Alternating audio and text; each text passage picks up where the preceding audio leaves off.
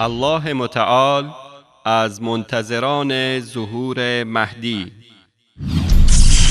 نکته چهارم، نگاه تمام سلسله انبیا، 124,000 پیغمبر، اولیا، خاتم انبیا و سلسله ائمه سلام الله علیهم اجمعین و اطرافیانشون.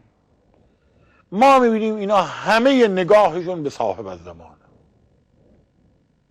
انگاری ها از خود خدا بگیر تا تمام این سلسله بزرگانی که منسوب به خدان، حالا یا پیغمبرن یا ولی خدان یا لقمان حکیمه یا خضریست که زنده است یا ادریس یا الیاس یا یوشع یا شمعون صفاست یا اوصیاءن یا اولیاءن، یا حتی میبینیم مثل شخصیت هایی مثل ذوالقرنین، شخصیتی مثل ذوالقرنین که جزو انبیا هم نیست اما رجلیست الهی و منسوب به پروردگار.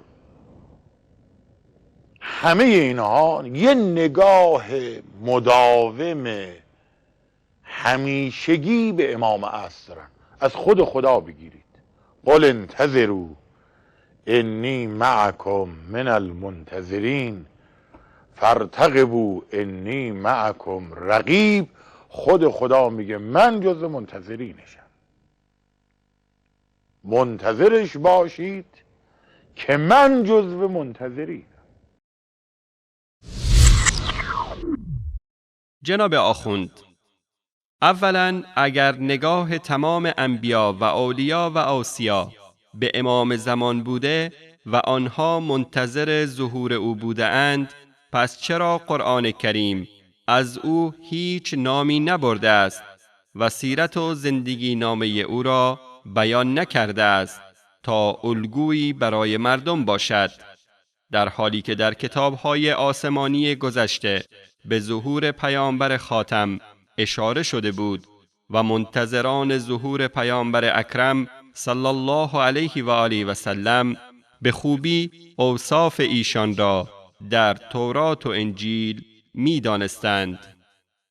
آیا معقول است که قرآن کریم زندگی نامه انبیا و حتی مردان نیکوکاری مانند لقمان و ذوالقرنین را بیان کند و در مقابل از بیان زندگی نامه و یا ذکر نام فرد با عظمتی که تمامی این انبیا و افراد صالح منتظر آن هستند ابا ورزد؟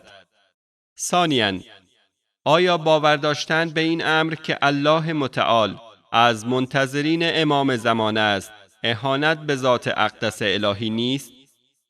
الله متعال چه نیازی به امام زمان خیالی دارد که از منتظرین او باشد؟ ثالثاً، شما اول دلیل تولد و وجود او را از قرآن کریم و با احادیث صحیح ثابت نمایید، سپس آیات قرآنی را به انتظار ظهور او نسبت دهید. دو آیه‌ای که شما برای اثبات دروغتان به آنها استدلال می کنید هیچ ارتباطی با امام زمان خیالی و انتظار ظهور او ندارد. الله متعال در آیه 102 سوره یونس می فرماید: فهل ينتظرون إلا مثل أيام الذين خلوا من قبلهم قل فانتظروا إني معكم من المنتظرين. پس تنها مصیبت‌های پیشینیان را انتظار می‌کشند. بگو انتظار بکشید، من پیامبر نیز همراه شما منتظر میمانم.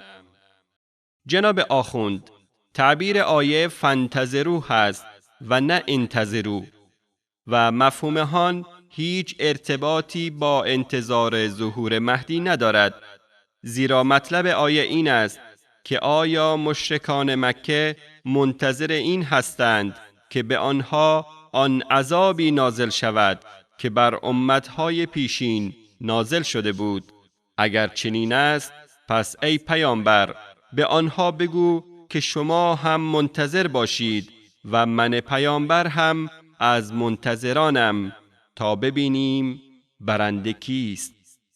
همچنین مشابه این تعبیر در آیه 20 سوره مبارکه یونس نیز تکرار شده است که الله متعال در آن می‌فرماید: وَيَقُولُونَ لَوْلَا أُنزِلَ عَلَيْهِ آيَةٌ مِّن رَّبِّهِ فَقُلْ إِنَّمَا الْغَيْبُ لِلَّهِ فَانتَظِرُوا إِنِّي مَعَكُم مِّنَ الْمُنتَظِرِينَ.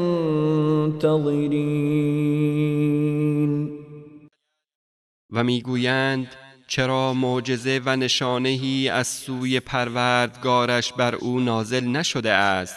بگو غیب ویژه الله است، پس در انتظار حکم پروردگار باشید و من هم با شما منتظر میمانم. این آیه نیز به مانند آیه قبل ارتباطی با انتظار ظهور غایب همیشه غایب ندارد و خبر از انتظار نزول یک حکم الهی می دهد. و اما آیه دومی که این آخوند به آن استناد می کند: وَيَا قَوْمِ اعْمَلُوا عَلَى مَكَانَتِكُمْ إِنِّي عَامِلٌ سَوْفَ تَعْلَمُونَ مَنْ يَأْتِيهِ عَذَابٌ يُخْزِيهِ وَمَنْ هُوَ كَاذِبٌ وَارْتَقِبُوا إِنِّي مَعَكُمْ رَقِیبٌ. و ای قوم من، بر روش و شیوه خودتان عمل کنید، من نیز به شیوه خود عمل می کنم. به زودی خواهید دانست که عذاب رسوا کننده به چه کسی می رسد و خواهید دانست چه کسی دروغگو هست. چشم به راه باشید که من هم چشم به راهم. این آیه از شعیب علیه السلام حکایت می کند که خطاب به قومش فرمود چشم به راه عذاب الهی باشید و من هم چشم به راه عذاب الهی هستم تا بدانیم که دروغگو کیست. و این آیه نیز هیچ ارتباطی به انتظار ظهور کینه‌جوی بزرگ ندارد. افسوس بر حال شیعیان که امور دینشان را به مردمی سپرده‌اند که عقلی کوچک و عمامه‌ای بس بزرگ در سر دارند.